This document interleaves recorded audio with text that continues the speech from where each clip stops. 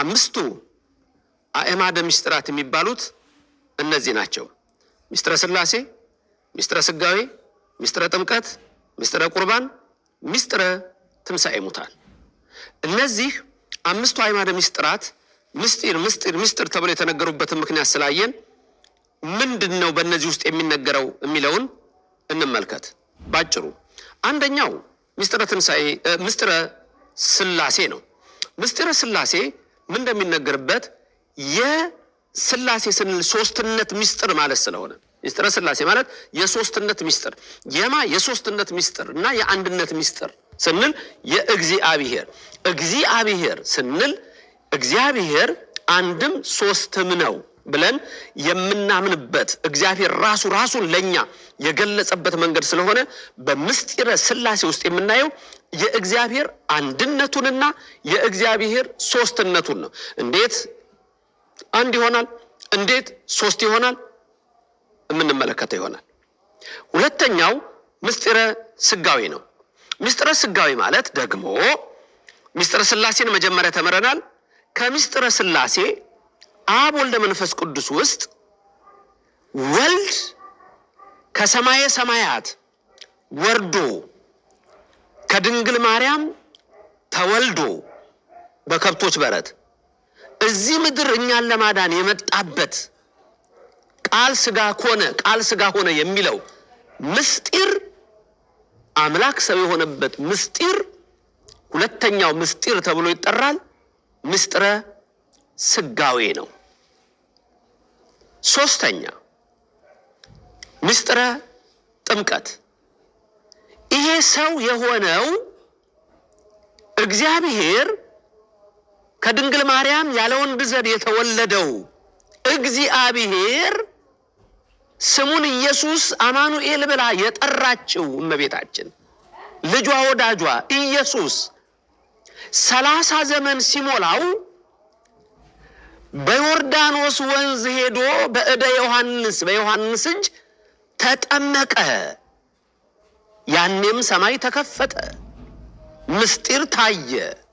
አብ በደመና ወልድ በዮርዳኖስ መንፈስ ቅዱስ በርግብ አምሳል የተገለጸበትን ምስጢር የኢየሱስ ክርስቶስን ጥምቀት የምናይበት ሶስተኛው ምስጢር ምስጢረ ጥምቀት ነው። አራተኛ ምስጢረ ቁርባን ነው። ይሄ ሰው የሆነው አምላክ ሰው ከሆነበት ምክንያት አንዱ እና ዋናው እኛን ለማዳን ሲሆን በቀራንዮ አደባባይ ቅዱስ ሥጋውን ቆርሶ ክቡር ደሙን አፍስሶ ሰጥቶናል። ይሄንን ነገ ዓርብ ሊሰቀል ለዓለም ቤዛ ሊሆን የዓለም መድኃኒት ኢየሱስ ክርስቶስ እጆቹን ለሕማም ሊዘረጋ በሆነበት ማታ ሐሙስ በዋዜማው ከመሰቀሉ ማታ ሐሙስ ዓርብ ነው የተሰቀለው ከቀኑ 6 ሰዓት። ይሄ አምላካችን ኢየሱስ ክርስቶስ ማታ የጸሎት ሐሙስ በምንለው ቀን የአይሁድ ፋሲካ በሆነበት ቀን ትህትናን ባሳየባት ቀን በተያዘባት ቀን በጸለየባት ቀን ማታ ምስጢረ ቁርባንን ሰርቷል።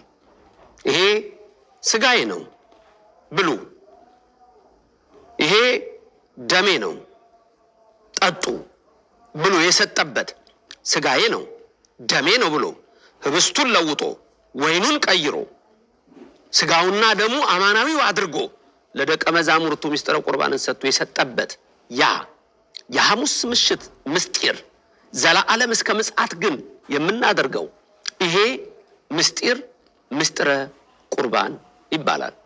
ቆረበ ተቀበለ ማለት ነው። የምንቀበለው ሥጋውና ደሙን የምናይበት ምስጢር ምስጢረ ቁርባን ተብሎ ይታወቃል።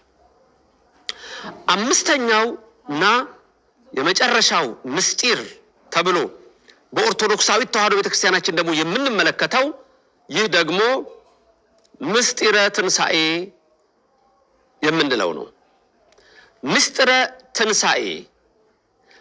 ትንሣኤ ወይም ምስጢረ ትንሣኤ ሙታን ልንለው እንችላለን። የእሱ ትንሣኤ የኛም በኩር ስለሆነ በውስጡ የኛንም የምናይበት አለ። እሱ ለብቻው ነው። ምስጢረ ትንሣኤ የኢየሱስ ክርስቶስ ከሞት የመነሳት ምስጢር። አልዓዛርም ከሞት ተነስቷል። አንሺው ኢየሱስ ክርስቶስ ነው። ወለተ ኢያኢሮስ ከሞት ተነስታለች። አንሺዋ ኢየሱስ ክርስቶስ ነው። ወልደ መበለት ከሞት ተነስቷል። አንሺው ኢየሱስ ክርስቶስ ነው። እሱ በራሱ ተነሳ። ይሄን ምስጢር የምናይበት እነዚህ ያልናቸው የተነሱት ተመልሰው ይሞታሉ። እሱ ግን ዘላለም ሕያው ነው። እኛንም እንዴት ሕያው ያደርገናል? ተመልሰን ሞት የለብንም ከትንሣኤ ዘጉባኤ በኋላ። እንዴት ነው ይሄ ምስጢረ ትንሣኤ? ኢየሱስ ክርስቶስ እንዴት ባለ ሁኔታ ተነሳ የምናይበት ነገረ እግዚአብሔር የሆነበት ነገረ መለኮት የሆነበት ህቡዓት ምስጢራት የተባሉ እነዚህ ምንድነው የሚያስተምሩን የሚለውን የምንመለከትበት ነው። ስለዚህ እነዚህ አምስቱ አእማደ ምስጢራት ተብለው የሚታወቁትን በተከታታይ የምንማርባቸው ናቸው። ስለ ምስጢረ ሥላሴ ስለ እነዚህ ስለ አምስቱ አእማደ ምስጢራት ስለ ሁሉም ስንነጋገር በኦርቶዶክስ ተዋሕዶ ቤተክርስቲያን ብቻ ያሉ